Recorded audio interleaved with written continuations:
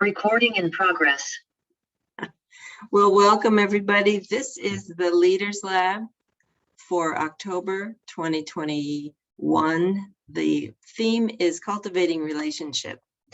And what I do is a first overview by me, Katie Covey, of what I wrote, what I intended, sort of a guide to what's in that packet. And then if we like, we'll do a three-part talk. One will be challenges, one will be opportunities, and one will be the takeaways from this group. And one of the nice things about doing this is that it's so nice to be with other DREs as we navigate this multi-platform crazy time with COVID. So just a few announcements, just like church. Tomorrow night is the last Widening the Circle webinar. It's $10 with the research crew to understand what they put in the packet, what they talk about with doing anti-racism work with children. And just so you know, yesterday we started a discussion with them. We're going to also have two panel presentations, one in November, one in February, that will extend this conversation because so many people signed up. And they're also going to start Widening the Circle covenant groups for a limited number of people to walk with them in conversation for about 4 months as we do this anti-racism work together. It's going to be a great opportunity. Last announcement is that the next Leaders Lab will be Wednesday, October 13th on November's theme of holding history. So these are all recorded and they'll be on the Soul Matters YouTube channel. So October's theme, cultivating relationship. These themes are what our times call us to be and do as religious people. And if there's one message I think we've gotten from this time, it's to go slow. And what was in my mind about cultivating relationship is the idea that September is going to be this busy time setting up what's it going to be all about and what's it going to look like. October is when we can go slow now. School has started. People's routines are getting a little more set, we hope. And we want to be there for them as a faith community. We want to offer them the simple message of let's care for each other. And that is one of the skills that we put in our packet. So to cultivate relationships, we started with these buckets, is what we call them, of the skills that you need to truly cultivate relationship. The skill of promising, and that's a dive into making a covenant. If you're at that point, that would be a good opportunity to do it with the children. The skill of listening, and in addition, the mirror skill of communicating what you need. The skill of rebuilding. How do we repair our relationships? The skill of caring. The skill of being true to you. Those are the 5 sessions that we have outlined to explore cultivating relationship for October. So let me tease out each one and point out some of the highlights of them to you. So the skill of, let me get a few more people admitted. The skill of Session A, promising, which is covenant. One of the things that came out from the brainstorming lab, which we had several months ago now, was that what a nice thing, rather than say we're going to make a covenant, to say what kind of place, what kind of space do you want this to be? And then how do we make that for each other? I really like that. that way to start a covenant. Makes it a little deeper for these 2nd through 5th graders, for the littlest guys, if we're going to be able to do that with them. And I put some deeper covenant things in the youth packet as well. Another thing that came out of the brainstorming lab, those are always the first Wednesdays 2 months before the theme, is the idea of cultivating relationships with our congregation, with the multi-ages in the congregation. So for session A, for instance, invite one of your quilters to come and talk to the children, whether it's like this on Zoom or in person, or I've been in many congregations where there is a congregational quilt, and that would be a lovely place to highlight, because the book that the Widening the Circle research team recommended was the All Together Quilt. So if you make quilts and covenant a parallel theme, you can really explore that with the children. And then there's crafts that go with the quilts and all that. The next session, session B, I really got an education about this. This is about Jingle Dancers. Jingle Dancers are Native American young women, actually it's all women, who wear little tiny bells. They're made up of rolled tin on a special dress. It's also known as a prayer dress, a jingle dress, a prayer dress. It started with the Ojibwe people, and now many of the indigenous peoples have adopted it. The Navajos have jingle dancers as well, for instance. This is a perfect example of how we can appreciate but not appropriate. So we can appreciate the fact that jingle dancers are trying to help heal the pain and fear from our pandemic. It's fascinating what we find out when marginalized peoples are allowed to reclaim their history. Because in the pandemic of 1918, the Native peoples were suffering extremely. One father had a dream while his daughter had it was known as Spanish flu. One Native father had a dream that these women came and did this special dance.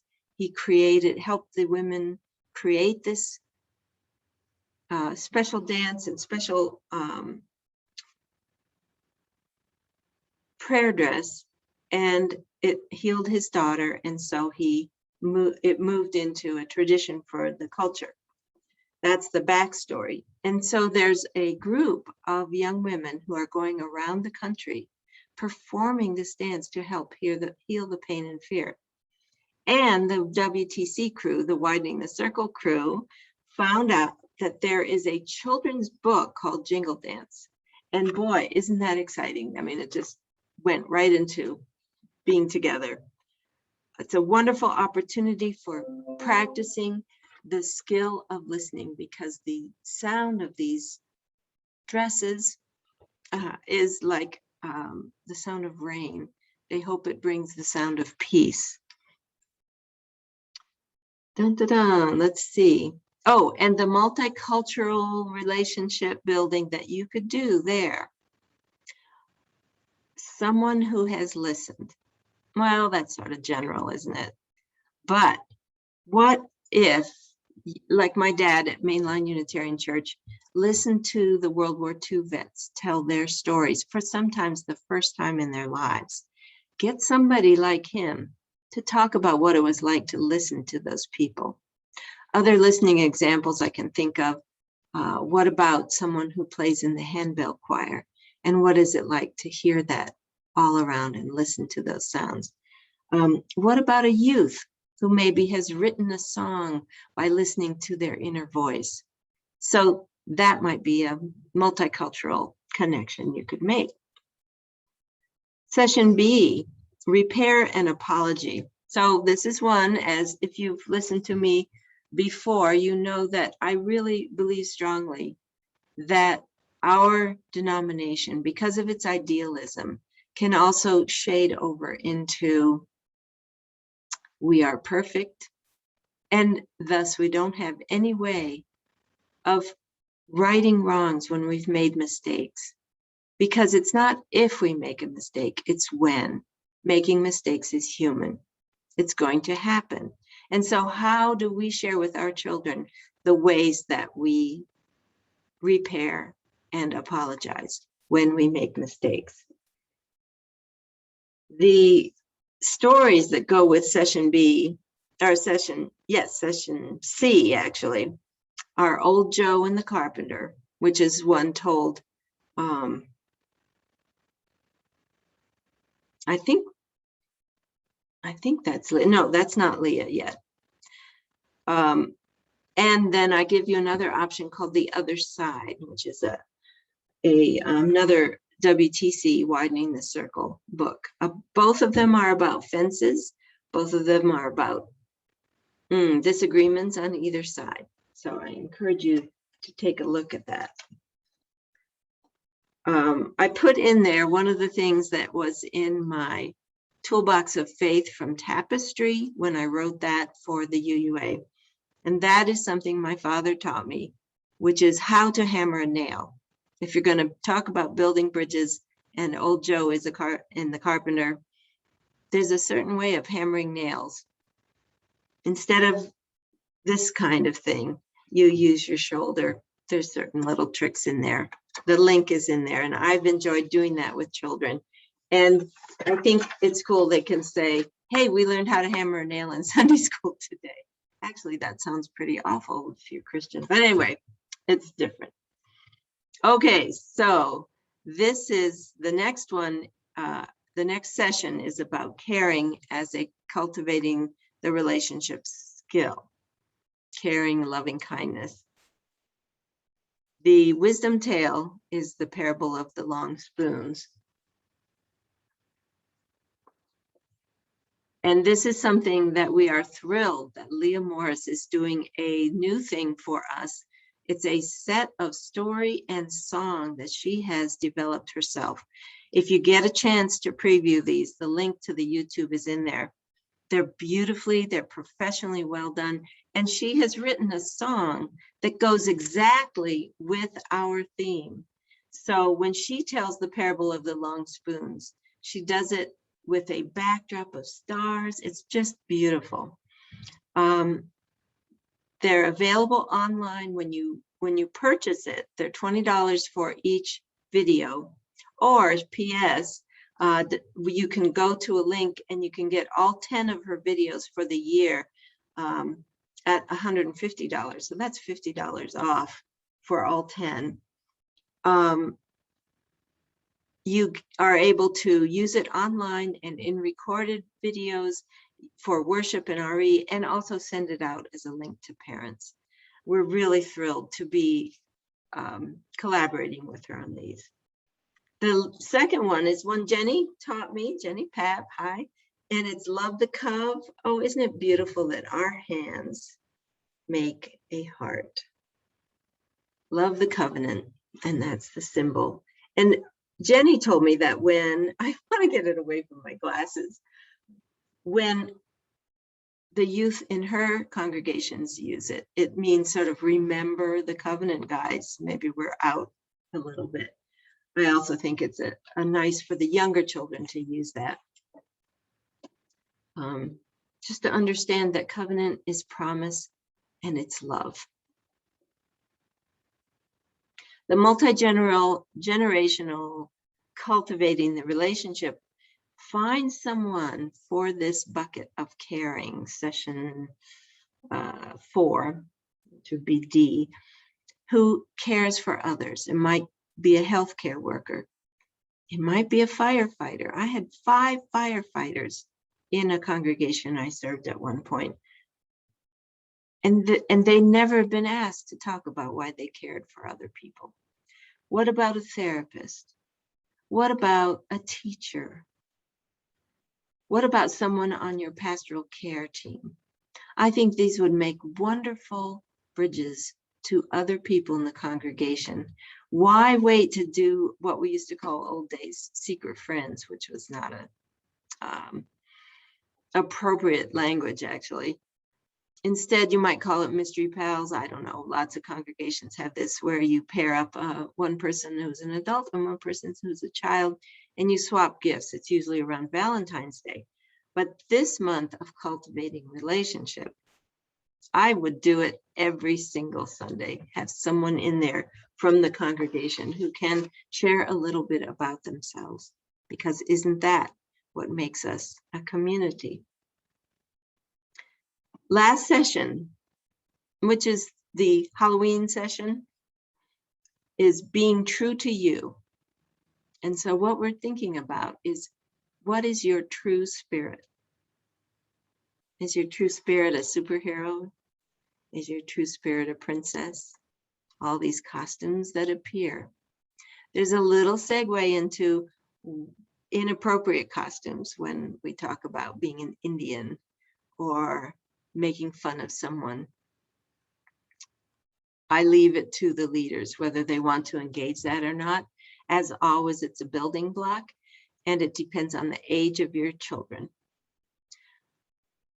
We chose I Am Enough as the story. This was another book suggested by the WTC, Widening the Circle research team, by Grace Byers. She's a beautiful actress, and it's hard to imagine her as a little girl being bullied.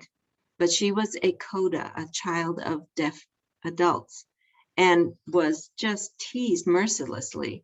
And so she started this book as a way to empower children if they are being bullied, but also just for their self-esteem.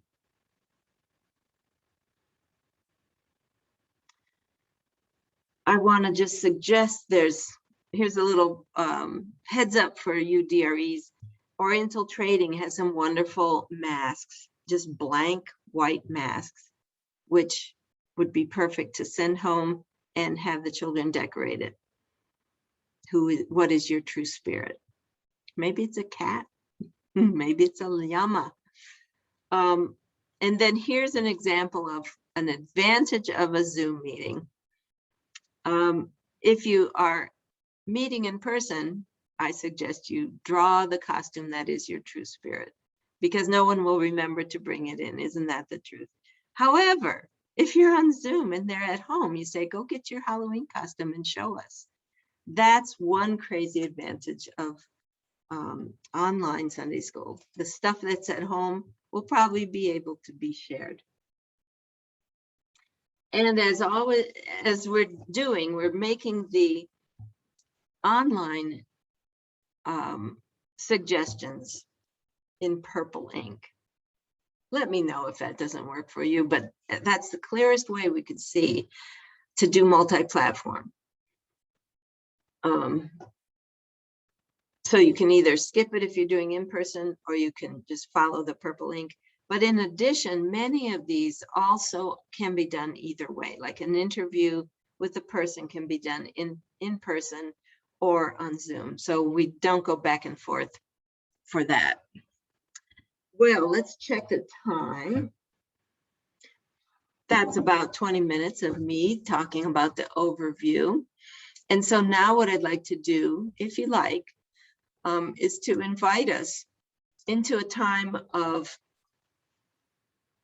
sharing challenges, opportunities, and takeaways.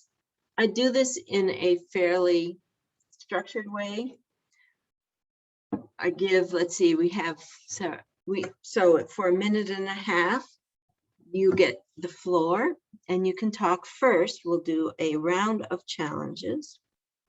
Then we'll do a round of opportunities, the good stuff that's going on.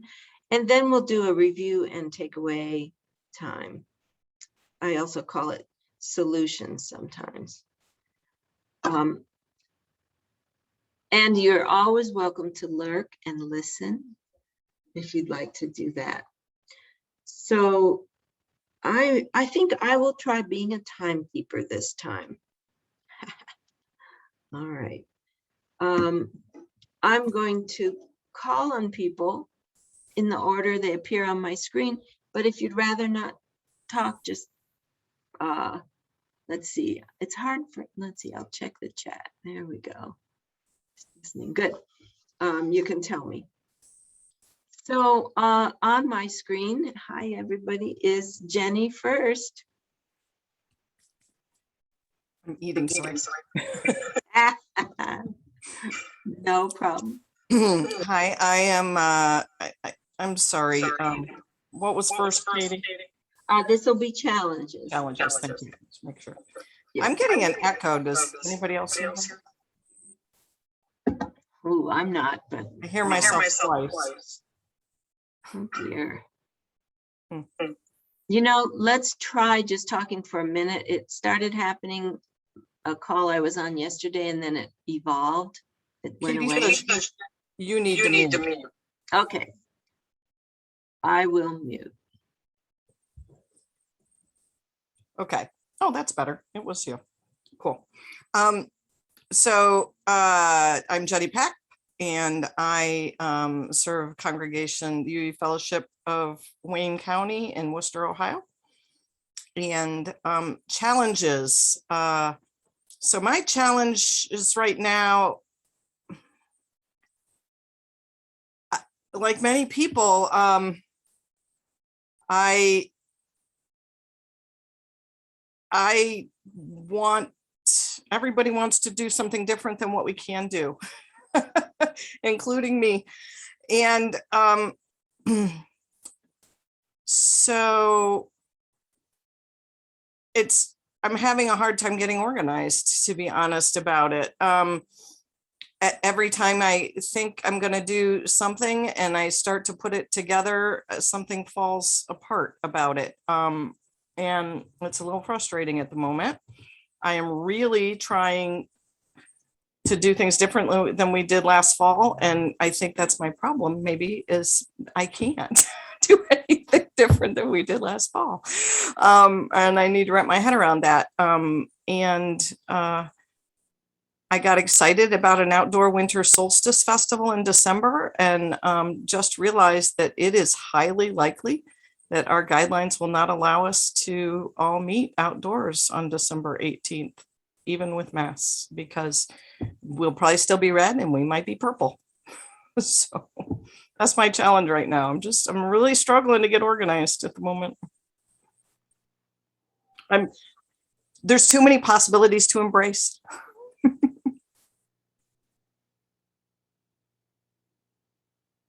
Oh, do I call on the next person, right? I will call on Sam. Hi. Katie, you were muted, so we couldn't hear what you were saying.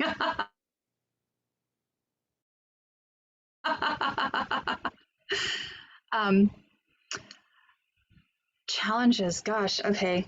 Sam Dickerson out at Chalice U Fellowship, Newbury Park, California. I can't think beyond September right now. I absolutely cannot. I've been trying to, plan ahead and be aware and be ready to pivot. Like pivot and flexibility are the catchphrases for the past several months. And I'm prepared-ish to, okay, if we need to change at the last moment, we can do that. But anything past September 30th is just, I have a complete block. I can't. I physically can't do it. So I'm slightly concerned about being flexible beyond September. I know I will be. I know we will be. I know it will be fine. But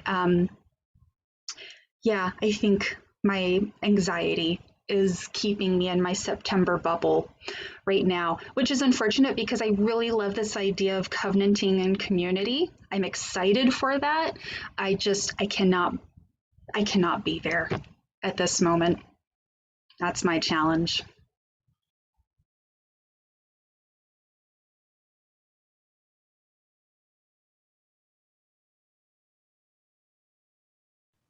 Okay, you want to call on the next person? And am I still echoing? No. Oh. No. Go figure. Katie and Jenny, you have some things to work out. I don't see your name, but First Parish. There's two of us here from First Parish. I see my RE chair, Donnie. I don't see her, but I see your name. And I'm Liz. I just came from another meeting. I'm sorry I'm late.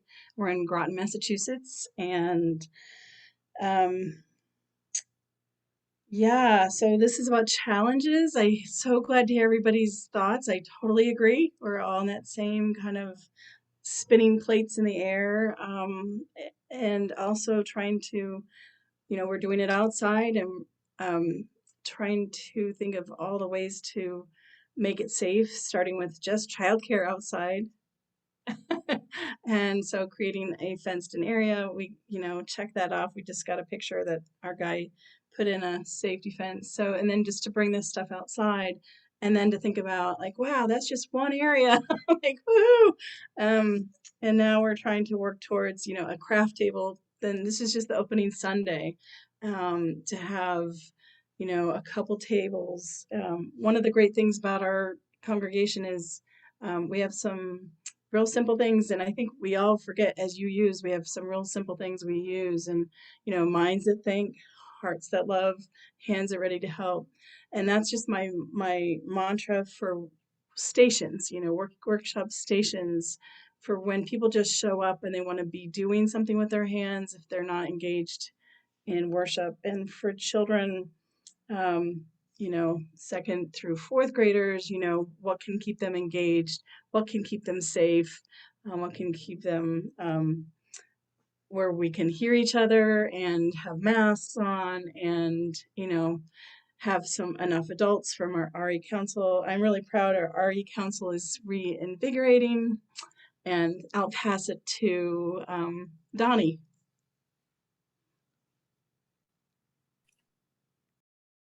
Okay, hi. I guess I think I share the same lack of comfort with planning, not knowing what exactly is going on. I mean, as Liz said, we're gonna be starting outside, and it's hard for me to imagine having the structured kind of setting that I like to have in my class in an outside setting, not even sure if it would be my class or multiple classes all together. And there's just so many uncertainties. And I think the kids, I'm not even sure how many kids will come. I mean, the kids are sort of dependent on the interest of their parents, and not sure how many parents are going to be interested in church outside. So I know from trying to teach last year via Zoom that it was very difficult to do that, and the kids didn't like it. They struggled with it. They just wanted to be together in the same room. So I'm hoping that feeling will get them to the classroom, but a classroom outside is still something I'm having trouble imagining working in any way that I'm comfortable with. I'll leave it at that.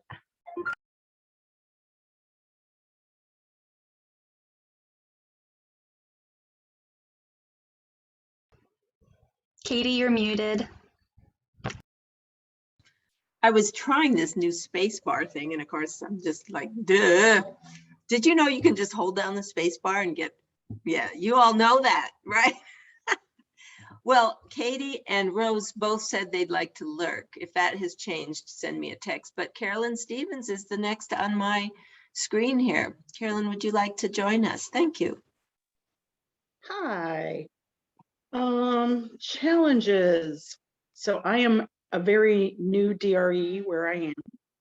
So I don't even really know my kids yet, which is going to be a huge challenge. And it's been trying to judge different parents and their level of comfort with being in person and online changes at the drop of a hat, which I totally get. So that's probably the biggest challenge.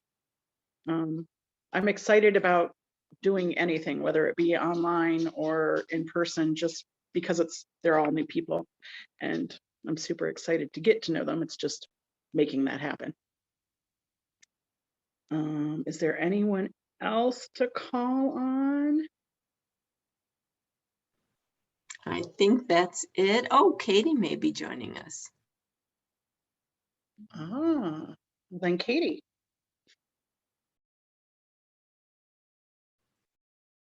Okay, I guess not. She's just listening. Well, thank you all.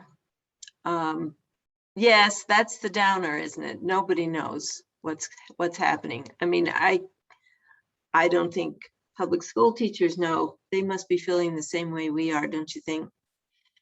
And yet they've got responsibility 5 days a week for this whole thing. Whew.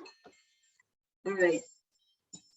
So what we'll do now, let's find a little opportunity, joy, and happiness for ourselves. And we'll do the opportunities, same format, and I'll pick on Jenny since she's the first one on my screen. And I like this idea of taking it to the next person. There you go.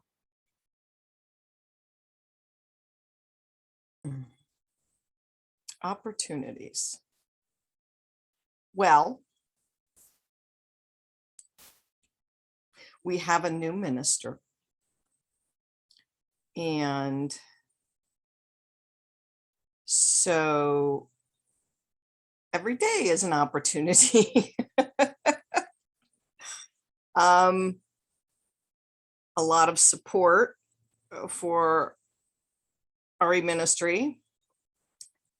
And I think that is an opportunity now to start, although we had hoped we'd be in a different place, to be laying what feels like more settled groundwork for everything, because I've just been there a year, but like Carolyn, I still don't know the kids, a lot of them, most of them. So that is an opportunity now with a new minister who is committed to RE and collaboration. So I have a lot of, I didn't have a lot of collaboration in recent times past. So that's really great.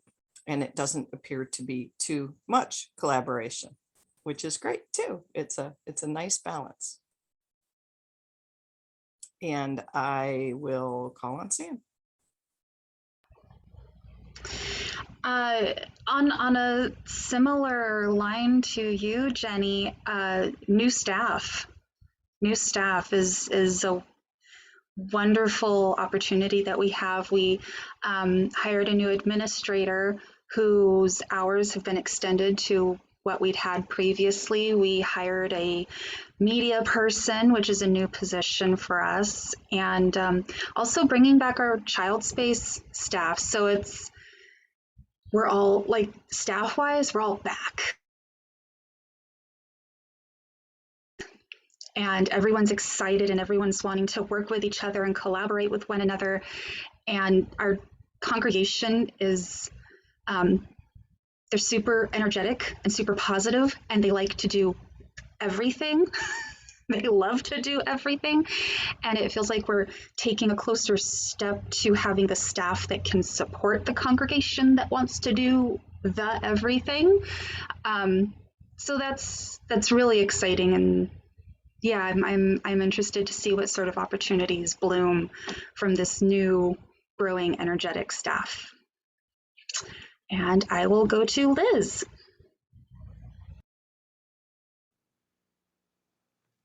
Opportunities.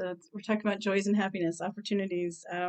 We too have new hire. We have a half-time. I split my job with an RE coordinator who will be in person since I moved, but I'm still working remotely. So that's a wonderful thing, and I'm trying to do my best to mentor and support her and find out her talents so that she can enjoy her work at the church as I have for this past decade. And I guess one of the beautiful things that we're going to use as an opportunity is to focus on Sukkot, which is, you build a sukkah, which is a little hut. It's a Jewish tradition, and we've done it for at least 5 to 6 years. And so having a little bit of tradition come into the fall, but also learning from that as being outside worship, outside RE, and how vulnerable we might feel to the noise around us from traffic, but the opportunity just to kind of learn again from that very precious lesson. I've abbreviated it. There's much more to that lesson, but that's how we are framing it. And it helps us in the in-gathering when we're starting to get used to what are we going to be doing. So having a physical sukkah outside, a little hut to decorate, gets us into the mode of just being together and doing one thing, that we're all doing together in different groups at different times, spaced and masked.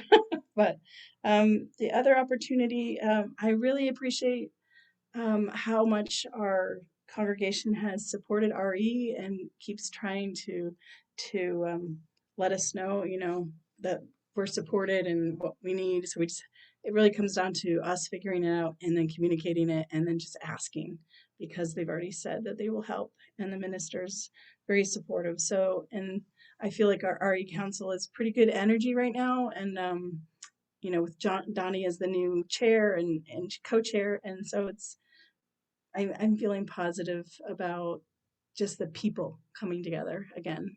So that's good. So Donnie, do you want to go next? Because I'm not sure who else is. Sure. Thank you. So I guess in terms of opportunity, certainly the things that Liz mentioned, but also I'm much more comfortable with the changes that Soul Matters made to their curriculum. I think it was kind of problematic to have something that was structured in a month sort of pattern, where really you had to have the kids there every week in order for them to fully benefit from the topic. And I don't know about the rest of you, but in my class, typically there are only a couple of kids that really come every week, and the rest of them show up, as they can. So I think that this new format is going to be an improvement on the one from last year. But I look forward to trying many more of the suggestions that you offer, the alternatives for using videos, and some of your suggestions for things that they can take at home and do at home. I like that. And we had trouble doing that last year, but I'm hoping that will work better this year. So I'm pretty excited about the new opportunities with the new curriculum, and looking forward to trying that. And let's see. Donna, how about choosing Ashley? She joined us a little bit late, and I'd like to give her a chance to talk. Sure. Ashley, we're doing challenges and opportunities, and my apologies for a late admit. That's fine. My apologies for coming in late. I was working on another project. None of us ever do that. No. So let's see, challenges. The big challenges. What do we do? Like, just, is it going to be in person? Is it going to be online? That's a bit, so we have an interim minister that has come in this year. She's great, but trying to plan out the year, we're just thinking like if we keep going on Zoom, we're not going to keep people. So we have to do some sort of in-person, and so we have some good plans for small groups and things, but just implementing that balance between community, building community, just being together, and then, you know, learning something, making it meaningful. So we're still, she just came in August, so I feel like we're still just trying to get our ducks in a row. So I'm at a really kind of beginning point. We're hoping to do some family chapels a couple of times a month, and use the theme for the month to do that, and probably do it in a spirit play way where I present a story and then the kids have stations they can go to. I'm hoping to get a group of, well, we're just talking about challenges, right? Sorry. Oh, you're muted. Sorry. I've been doing this the whole meeting. This is challenges, and I'd like to give you now a chance to do opportunities because everyone else has had a chance. Except for Carolyn. We'll get to you, Carolyn. Don't worry. So yeah, just you know, I think there are opportunities in our county. We've gone to a very high transmission level, so it just makes it really confusing to know what to do. But there are opportunities to get people together. So our hope is just to have lots of small groups. We're not going to have all in-person worship because it's too big, but have lots of small groups, and just figuring out how to divide those. And I'm hoping to try to figure out how to feed my family somehow, like a takeout sort of version that would be safe. I don't know. So yeah. Ashley, where are you located? Central Pennsylvania State College. Oh, okay. All right. Good. Good to know. Well, thank you. And now I'll just call on Carolyn. There you go, Carolyn. Perfect. So opportunities again kind of tie in with, I'm new and I don't really know my kids, but I have an amazing congregation that is willing to do anything. They've jumped up and offered all kinds of things, and just so very, very helpful. And thank you, Jenny, for leaving that for me, because they are amazing and want to do anything I ask. So it's a beautiful thing. And that's it. We've all gone. Yes. Yes. Yes, there we go. I just wanted to add a reflection or two.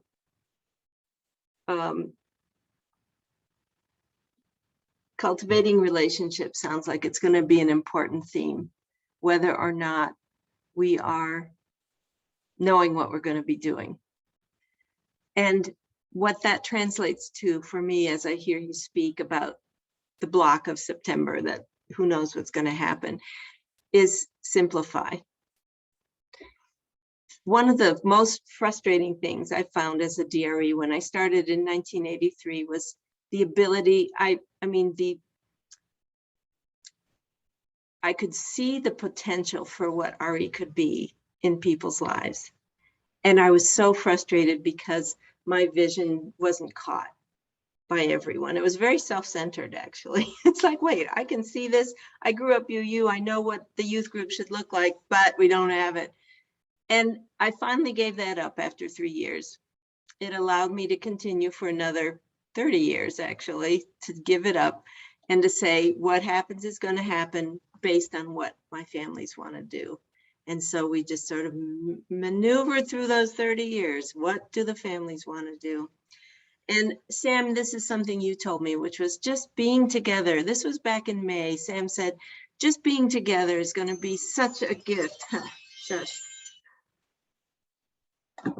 I had to mute myself, haha.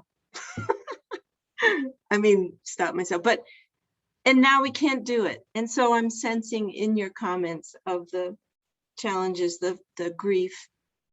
There's grief about that, isn't there? I thought the same thing. I mean, I thought opening to joy is a theme in December. We'd be just like, yay ha. But no, the joy and the frustration and the grief that we're feeling, and Jenny just feeling the same way, just sort of we're stopped. And yet, what you're saying in the next section, the opportunities, is there's newness, there's a staff that's getting to know each other. And then this outdoor worship that sounds like a scary thing, and it is. And yet I saw what they did in Hawaii. I was privileged enough to go out there for a month to serve the congregation in Honolulu. It was a tough job, but somebody had to do it. And they have this 80-degree weather all the time, and their outdoor worship was just a gimme. There was no problem. It's going to be a challenge. And yet, here's my other reflection. I was married into a Danish family for a while, and the Danes have this outdoor kindergarten movement where, and my granddaughter's in it. She is outdoors in Montana right now, not 24/7, but all of her kindergarten days. And it went through the winter last year for preschool. So maybe there's a place we can swivel. Maybe we can do that. It's a learning opportunity, isn't it? My family spent many days, 60 to 90 days every summer in the wilderness. And that gave them a grounding for their whole lives. And my two sons are now 40-something years old. And their families go to the wilderness when they need to ground. And so maybe outdoor worship will give that grounding to our children somehow, and our families, because nature can give us some soothing from that grief we feel about not being in our regular lives.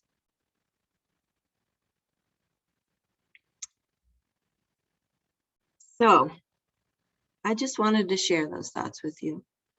Let's do the same round robin of takeaways and possible solutions. It's just like when you check in with your children, once you go around for one circle of joys and sorrows, maybe something someone said makes you think of something else. So I'll call on Jenny next, and what I'm going to do is a little shorter. I'm going to do a minute. So takeaway, thank you for that, Katie, on the outdoor thing. That is one new thing to me in the last week or so that I've really been trying to think about and focus on, that, you know, we live in a climate where we have winter, and you know what? When I was a kid, I played outside in the winter all the time. So, you know, we can do that for an hour. You know, it's okay. And so thank you for adding on to that, and remembering that is a new opportunity, right? That had you tried to do that all the time before, people would, oh, it's so hot, let's go into the air conditioning, or it's too cold. Now, if that's our only choice, right? So yeah, I'm trying to wrap my head around that. I don't really like cold weather, but I'll do it. I can do it. I want to see people. Go ahead, Sam. We moved our child space outdoors. We created an outdoor space for when everyone returns back in person, and I got some pushback from a few people saying, oh, it's going to be too hot, it's not comfortable, and you know, they'll overheat and they could get sunburned. We can put up shade, we can offer cool water. It's okay, they will be okay. We would not put them out intentionally to harm anyone. This is a good thing, and parents were actually asking for it. So Let's give the families what they're asking for. But also, we'd had a little monsoonal rain come through, and someone goes, what if the kids were here in the rain? I look at them and said, I will let them play. Because, hello, running around in the rain, especially in the summer, yes, please. Yes, please. So I'm all for absorbing as much fresh air and nature as possible. My biggest takeaway from this time, though, is remembering that we're all on the same page and we're dealing with the same challenges, and yet we're so in love with what we do and who we work with and who we serve that we're still managing to find the positivity and the silver linings. So go team, yay us. That always makes me feel better. Liz.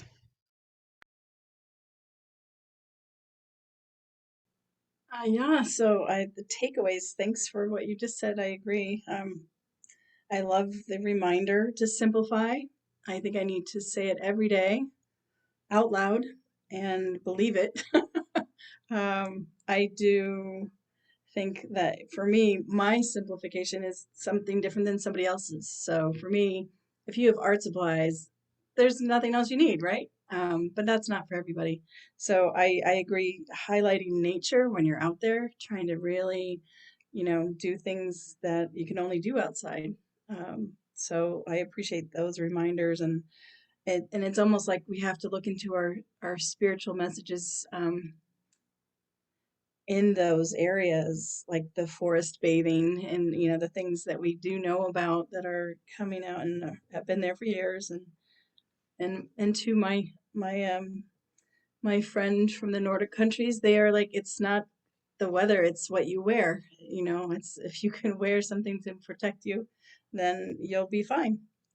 So I think that's very, very, very true. And I think it's a mindset to try to help us nurture into that aspect of community.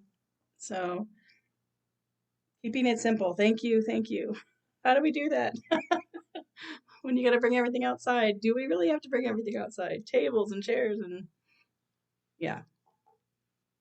So thank you. Donnie, what do you think?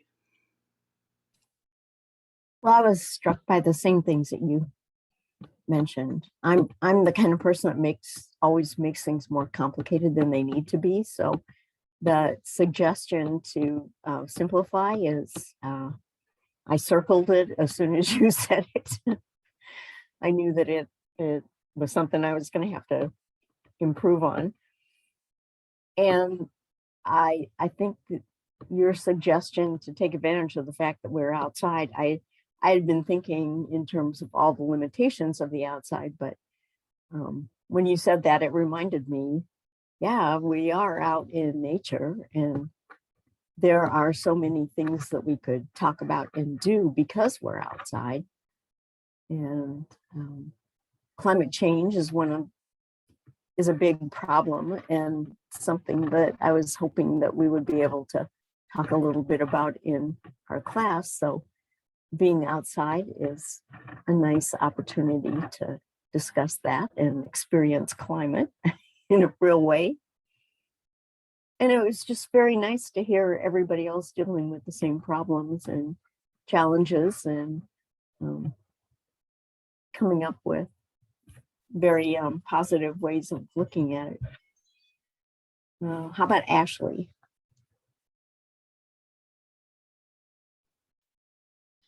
So I love Jenny's get ready to exchange sunscreen for mittens.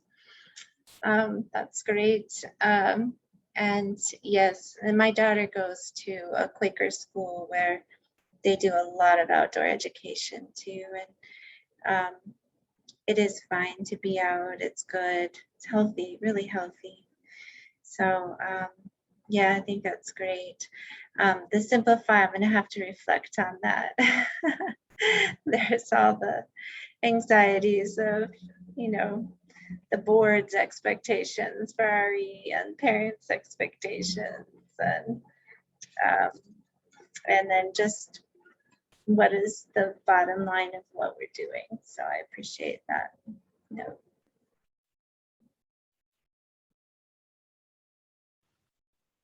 And let's see, let's go to Carolyn next.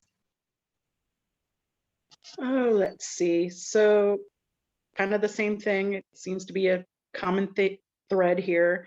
I need to stop overthinking and just, it will be.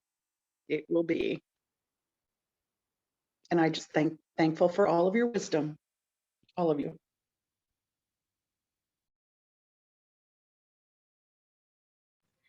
Thank you. Thank you all. I have a reading for a closing. This is from our team lead, Reverend Scott Taylor, my boss and one of my favorite people in the world. We gather in the shelter of each other, to arms that hold us in the midst of the storm, to voices that help us hear our own, to hearts that accept us for who we are. May we be for each other a source of safety and sending. May we offer each other both comfort and challenge. May this place of peace lead us to share peace with others. So I hope that we can be the non-anxious presence for our families as we move through these times that are challenging and difficult. And that goes along with simplifying, for us to stay centered and calm, for us to stay loving. That's probably the most important thing we can do for our families right now. I wrote many years of curriculum, and yet I'm the one who's first eager to throw out content in favor of cultivating relationships. So let's think about how we can love each other through this time. Blessed be, amen. Thanks for coming, everybody. I'm going to turn off the record now.